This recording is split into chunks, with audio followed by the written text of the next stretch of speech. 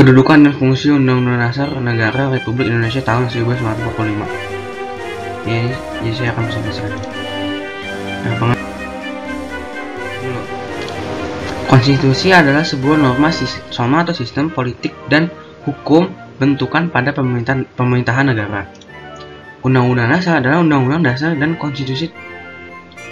Undang-Undang Dasar kepanjangannya adalah Undang-Undang Dasar. Maksudnya UUD kepanjangannya Undang-Undang Dasar dan juga termasuk konstitusi tertulis. Keseluruhan naskah yang terdiri atas pembukaan dan pasal-pasal, pasal 2 aturan tambahan. Suatu konstitusi disebut tertulis jika tertulis dalam satu naskah yang telah diratifikasi oleh lembaga legislatif.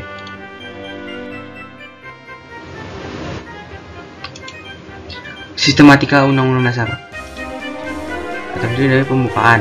Nah, pembukaannya terdiri atas 4 alinea yang tadi itu, yang sebelumnya, yang maksudnya yang presentasi sebelumnya. Nah, terus juga terdiri dari pasal-pasal. Nah, ini pasal-pasalnya. Ya, enggak lah. Nah, habis slide ini. Nah, ini pasal-pasal. Jadi, ketika sebelum amandemen atau sebelum perubahan itu ada 16 bab, 37 pasal, 49 ayat, 4 pasal aturan peralihan, 2 ayat aturan tambahan, dan ketika sesudah perubahan atau amandemen itu ada 21 bab tingkat 5, kemudian ada 73 pasal, nih digitnya dibalik, ada 170 ayat, ada 3 pasal aturan peralihan, dan 2 pasal aturan tambahan.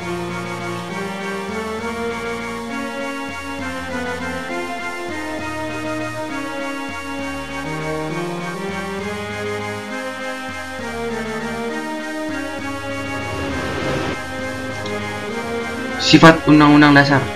Nah, sifat Undang-Undang Dasar itu apa aja sih? Nah, ini sifatnya. Tertulis, ya, karena kan merupakan konstitusi tertulis. Rumusannya juga jelas dan merupakan suatu hukum yang mengikat pemerintah sebagai penyelenggara negara. Singkat dan supel, memuat aturan-aturan pokok yang harus dikembangkan sesuai dengan zaman. Memuat norma-norma, aturan-aturan serta ketentuan-ketentuan. Dan merupakan peraturan hukum positif yang tertinggi.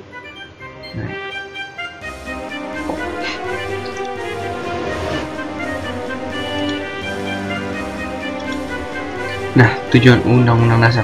Sebenarnya sih tujuan Undang-Undang Dasar itu apa sih? Tujuannya adalah yang pertama, pada awalnya untuk membatasi kekuasaan raja, ya, waktu dulu kan kerajaan, mengatur hak, kewajiban dan jalannya pemerintahan, ya, Undang-Undang Dasar, agar terjamin penyelenggaraan ketatanegaraan negara kesatuan Republik Indonesia secara pasti, mempertahankan sistem politik tertentu, dan berkedudukan sebagai hukum dasar dan hukum tertinggi.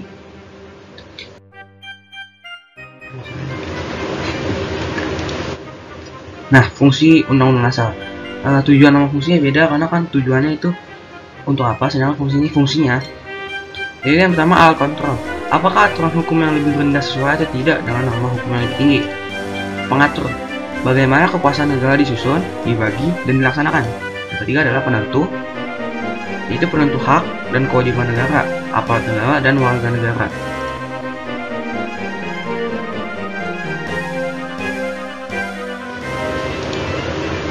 Latar belakang Undang-Undang Dasar. Nah, pembuatnya berbeda dengan negara yang lain karena kan latar belakang, maksudnya itu kayak gitu. Terus bermula dari janji Jepang untuk memberikan kemerdekaan bagi bangsa Indonesia, ya. Latar belakangnya dari janji Jepang. Dan Undang-Undang Dasar 1945 dirancang sejak 29 Mei 1945 sampai 16 Juni 1945 oleh Badan Penyelidik Usaha-Usaha Persiapan Kemerdekaan Indonesia atau BPUPKI.